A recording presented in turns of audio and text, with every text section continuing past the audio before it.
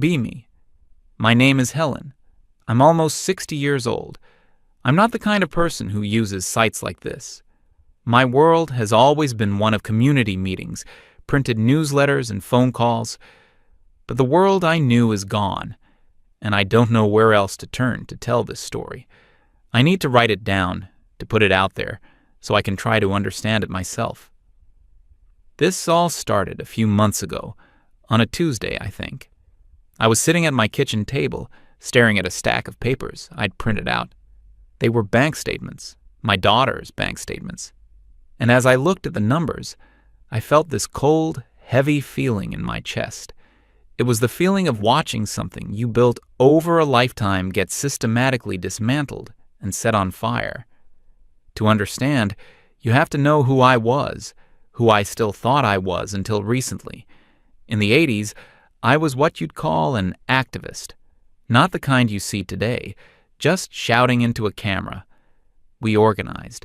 I spent a rainy autumn marching with my fellow paralegals and legal secretaries, demanding our firm give us the same pay as the men doing comparable work. I remember the feeling of the cold rain on my face and the warmth of the woman next to me sharing her thermos of coffee. We weren't angry for the sake of it. We were angry because we saw an injustice and we wanted to fix it. We believed in fairness. We weren't anti-man. We were pro-woman. There's a difference. We fought for the right to be seen as equals. In the office, at home, in the eyes of the law. We wanted a seat at the table, not to flip the table over. My ex-husband, Chloe's father, marched with me on more than one occasion. We were partners. Our eventual divorce had nothing to do with our ideals, just the usual story of two people growing apart. I poured all those beliefs into my daughter, Chloe. I raised her to be strong, independent, and self-reliant. I taught her that her value wasn't tied to a man's approval or his income. I wanted her to be able to stand on her own 2 feet, to build a life for herself on her own terms. I thought I was giving her armor. I didn't realize I was giving her a weapon. Chloe was always bright. In school, she was sharp, quick-witted, and popular. She had this way of making people listen to her. She could be incredibly persuasive. I was so proud. I saw the future in her, a woman who would never have to put up with the nonsense my generation did. The first signs of change started when she went off to college. It was a good school, and she was studying sociology and communications. We'd talk on the phone, and she'd use words and phrases I recognized, but the meaning felt different. She talked about patriarchy and empowerment, but it sounded less like a call for justice and more like a business plan. I remember one conversation in particular. She was telling me about a class project where they analyzed advertising. I told her about how we used to protest companies that used degrading images of women to sell products. She laughed. Not a mean laugh, just a dismissive one. She said that was an old way of thinking. The new way wasn't to protest the male gaze, but to seize control of it and monetize it. She called it reclaiming her power by turning the system back on itself. It sounded clever, I guess, like something a professor would say, but it left me feeling uneasy. It sounded so cynical. After graduation, she got her own place in the city. It was a nice apartment, nicer than I could afford at her age. She told me she was a freelance social media consultant and an online content creator. It was all very vague. I was just happy she was independent and successful. When I'd ask for details, she'd talk about building her brand, engagement metrics, and leveraging her online presence. It was a language I didn't really understand, but it sounded professional. The gifts started coming. An expensive purse for my birthday, a high-end coffee machine for Christmas. I'd ask her, "Chloe, you shouldn't be spending this much money on me." She'd just smile and say her business was doing really well. She was a CEO of her own life, she said. I was proud, but a little voice in the back of my head was getting louder. Something felt off. There was a coldness to her success, a transactional quality that I couldn't put my finger on. The day it all came crashing down was a weekend she came to visit. It was maybe late spring. The flowers were out. She seemed a bit stressed, constantly on her phone, typing furiously. She had to take a few work calls in her old bedroom. Sunday morning, she went out for a run. She left her laptop open on the dining room table. I was just clearing away the breakfast dishes when the screen lit up with a notification. I wasn't trying to snoop, I swear. My intention was just to close the lid. But my eyes caught the screen. It wasn't a social media page. It was a spreadsheet. I've been a legal secretary and office manager my whole life. I know my way around a spreadsheet. This one was meticulously organized. There were columns for names, or rather usernames. Kevin_78, Mike P_dev, Lonely Architect. Next to them were columns for monthly tribute, tier level, and payment method. The numbers were staggering, hundreds, in some cases thousands, of dollars per month. But it was the last column that made my blood run cold. It was labeled Psychological Profile and Vulnerabilities. I leaned closer. My hands were shaking. I read the entries. For Kevin_78, extreme loneliness.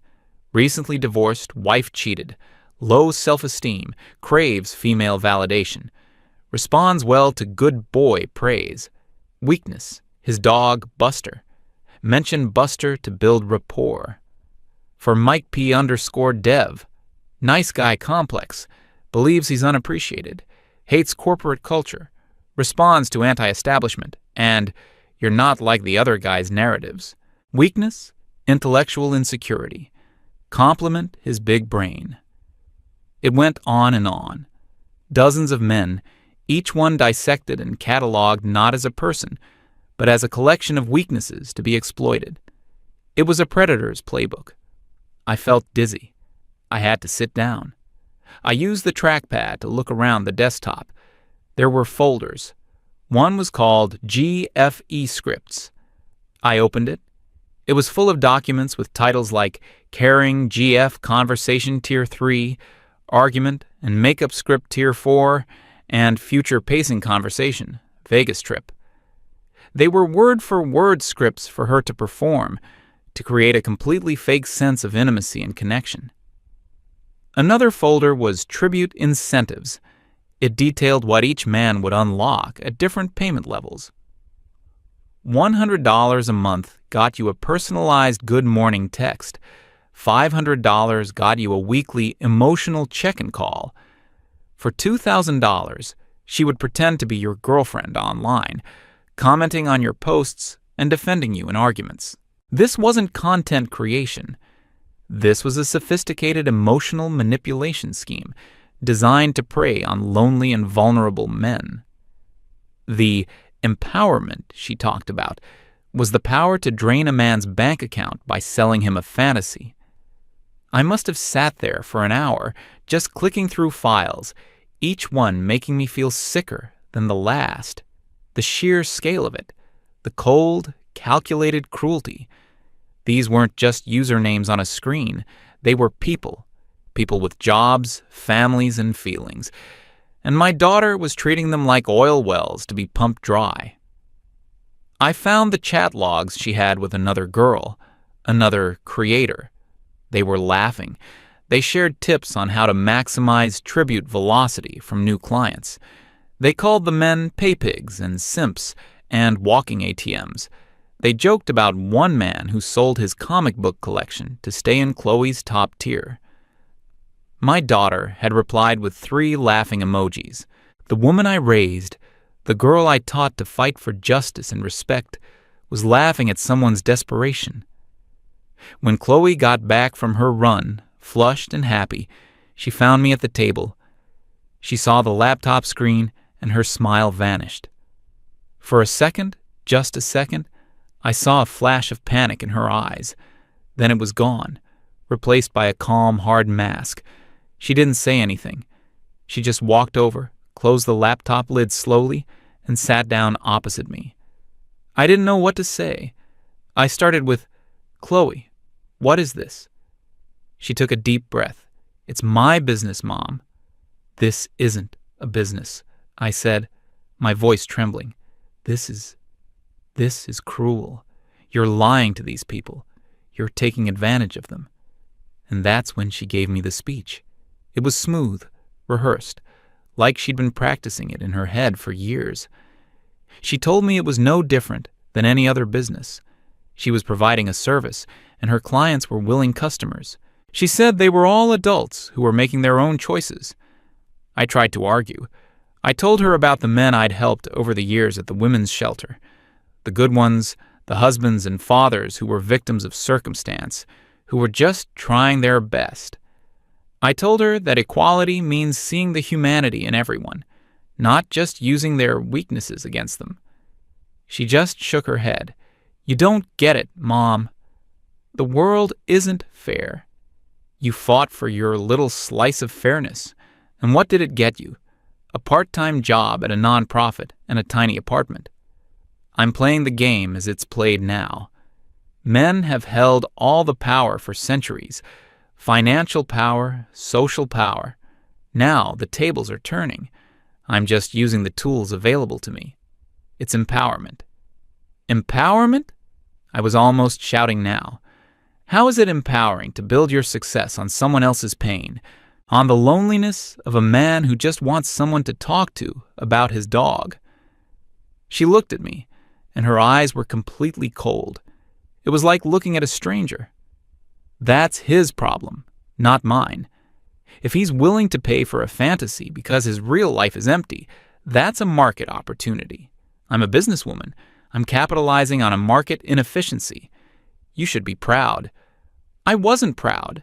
I was horrified. The ideals I had spent my life fighting for, respect, dignity, equality, she was using them as buzzwords to justify a business model that was based on the complete absence of all three. She had taken the language of liberation and turned it into the language of exploitation. The conversation ended there.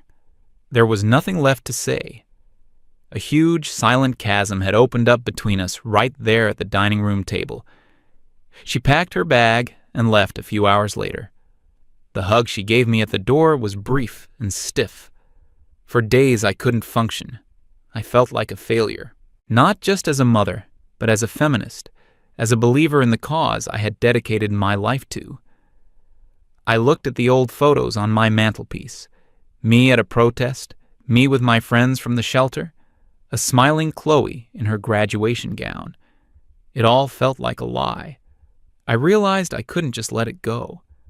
I had to understand. I had to see the other side of this, the human cost of Chloe's business. I remembered the name from the spreadsheet, the biggest name, the one with the most detailed notes. Kevin_78. I had to find him. I had to see the man my daughter was methodically breaking. Finding him was disturbingly easy. I just typed the username into a search engine. His profile on a popular photo-sharing site popped up immediately. The profile picture was of him, a man in his late 30s, I'd guess, with a friendly, slightly shy smile. He was standing on a hiking trail, and a happy-looking golden retriever was sitting at his feet. Buster, I presumed. I spent the next hour scrolling through his life. It was all there, laid out in public, photos of his dog, posts about his struggles learning a new coding language for his job, pictures of meals he cooked for himself, looking a little lonely on a plate for one. He shared articles about science and technology. He never posted anything angry or political. He just seemed like a quiet, decent, and profoundly lonely man. And woven through it all were Chloe's posts. He shared everything she put online, her selfies, her little video clips, her rambling thoughts on pop culture. He would add captions like, "Such an inspiring voice for modern women," or, "Chloe is one of the few people who really gets it." He would comment on her photos with messages of support and encouragement. It was obvious he wasn't just a fan. He was in love with the idea of her. He genuinely believed he had a special connection with the person she was pretending to be. I saw a post from a few months back. It was a picture of a classic, restored muscle car. The caption was full of pride. He wrote about how he and his dad had spent years working on it before his dad passed away. It was his prized possession. Seeing his face, seeing his life, made the spreadsheets feel 1,000 times worse.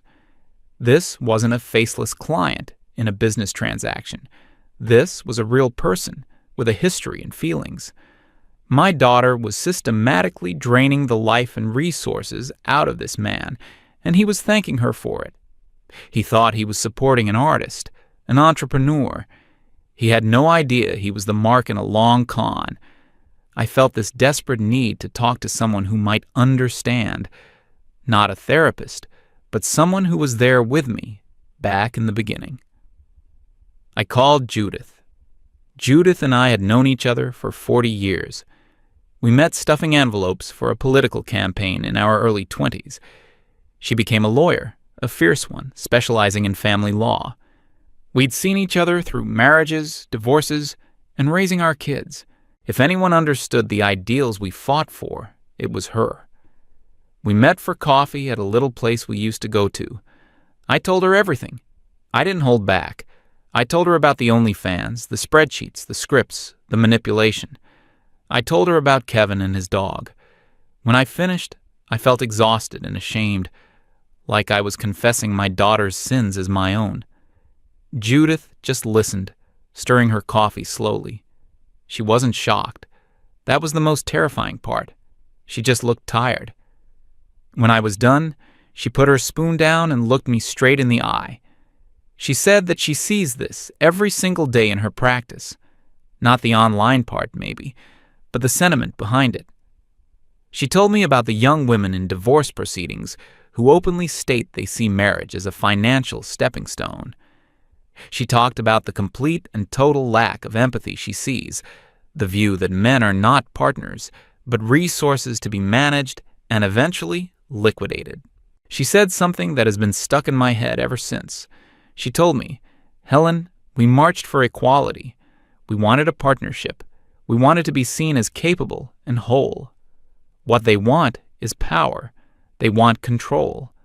They took our language of liberation and twisted it into a language of entitlement. We wanted to build a bridge between men and women. They've armed one side with our work and declared war." Sitting there across from my oldest friend, I felt a profound sense of grief. It wasn't just about Chloe anymore. It was about everything. We had sincerely believed we were making the world better. But it was like we'd planted a garden, and a new generation had come along and only harvested the poisonous weeds to use as weapons. I went home from that coffee feeling validated, but also more hopeless than ever. Judith's words echoed in my mind. We wanted to build a bridge. They declared war. A week or so later, the final blow came. I had continued, almost obsessively, to check Kevin's social media profile. It was a morbid form of self-punishment. I was watching my daughter's work in real time. One evening, he posted a new photo. It was a picture of an empty space in his driveway, with a small oil stain on the concrete. The caption read, "Said goodbye to an old friend today." It was hard, but it's time to invest in the future.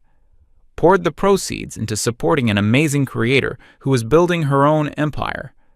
Sometimes you have to let go of the past to build a better future. He had sold the car he'd restored with his father. I felt the air leave my lungs. I went back to the files I had seen on Chloe's laptop in my mind. I remembered the script titled Future Pacing Conversation. I remembered the chat logs where she and her friend joked about getting one of their whales to sell an asset. This wasn't Kevin's idea. This was Chloe's. She had planted this idea in his head. She had manipulated him into selling one of the few things that seemed to bring him genuine joy and connection to his past.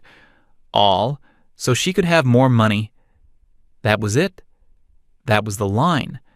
This was no longer just about lies and money. This was about destruction. She was hollowing this man out piece by piece. I knew I had to confront her one last time, not to change her mind. I knew by then that was impossible, but to hold her accountable, to stand up for this stranger because no one else would. I printed everything out, the spreadsheet entry for Kevin, screenshots of his profile, a picture of the car from his old post, and a picture of his new post about selling it. I even printed the chat logs where she laughed about it. I put it all in a neat stack on my dining room table. Then I called her and asked her to come over. I said it was important. My voice was calm, but inside I felt like a building was collapsing. She arrived that evening, looking stylish and confident. She probably thought I was going to apologize. I didn't say a word. I just pointed to the stack of papers on the table. She walked over and looked down. She picked up the photo of Kevin's car, then the photo of the empty driveway. She shuffled through the chat logs. Her face was unreadable. There was no shame, no guilt, just a faint flicker of annoyance, like I was a problem she needed to solve. I finally spoke. My voice was low and steady. His father helped him build that car. It was the last thing he had of him, and you made him sell it. She put the papers down and crossed her arms. She didn't deny it. He's a grown man, Mom. He made a choice. It wasn't a choice, I shot back. It was a carefully engineered outcome. You found his weaknesses, you built a fantasy, and you fed it to him until he was willing to sell his own memories to keep it going. That's not a choice. That's predation. She actually scoffed, a small, ugly sound. She said that the whole world runs on predation. Corporations sell people things they don't need by exploiting their insecurities. The government sells them on wars. This was no different, just on a smaller scale. She told me she was a product of the world I had helped create, a world where everything is a transaction. I told her that was a coward's excuse. I told her I had raised her to be better than that, to have a conscience, to see the humanity in people. And then she said the words that finally, completely severed the bond between us. She looked at me, not with anger, but with something like pity. You still don't get it. Your entire generation fought to be seen. You wanted a seat at the table. That was your mistake. You wanted their permission. I don't want a seat at their table. I want to own the table. I want to own the whole damn restaurant. And if a few lonely men have to sell their cars to make that happen, that's just the cost of doing business. It's the price of my empowerment. She turned and walked to the door. She paused with her hand on the knob. You should let this go. The world you believed in doesn't exist anymore. You lost. And then she was gone. The door clicked shut, and the silence in the apartment was deafening. I stood there for a long time, looking at the stack of papers on my table. Proof of what my daughter had become. Proof of what my ideals had been twisted into. She was right about one thing. I had lost. We all had. We fought for a world of equals, and we got a world of predators and prey, just with new justifications. We wanted to free women from being seen as objects, only to watch our own daughters learn to see men as objects, objects to be used, manipulated, and discarded. I can't change her. I can't undo the damage she's done to Kevin and who knows how many others. All I can do is tell the story. So here I am, typing this out to strangers on the internet, because I need someone to know that this new feminism, this cold, transactional, cruel ideology that my daughter espouses, it's not what we fought for. It's the furthest thing from it. I fought for women to have a voice. I never thought they'd use it to lie so beautifully.